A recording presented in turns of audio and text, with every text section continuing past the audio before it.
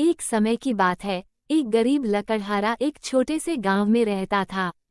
वह बहुत ईमानदार और मेहनती था, लेकिन उसके पास बहुत कम साधन थे। वह अपनी जीविका के लिए जंगल से लकड़ी काटता और बाजार में बेचता था। एक दिन वह जंगल में लकड़ी काट रहा था, तभी गलती से उसकी कुल्हाड़ी नदी में गिर गई। नदी बहुत गहरी थी और लकड़हारा बहुत चिंतित हो गया, क्योंकि वही उसकी एकमात्र रोजगार का साधन था। जब लकड़हारा नदी किनारे बैठकर रोने लगा, तो नदी की देवी प्रकट हुई। उन्होंने लकड़हारे से पूछा कि वो क्यों रो रहा है। लकड़हारे ने पूरी ईमानदारी से अपनी समस्या बताई। नदी की देवी ने उसकी ईमानदारी की परीक्षा लेने का सोचा। उन्होंने पहले सोने की कुल्हाड़ी नदी से निकाली और लकड़हारे से पूछा, क्या ये तुम्हारी कुल्हाड़ी है? लकड़हारे ने कहा, नहीं, यह मेरी कुल्हाड़ी नहीं है। इसके बाद देवी ने चांदी की कुल्हाड़ी निकाली, लेकिन लकड़हारे ने फिर से मना कर दिया।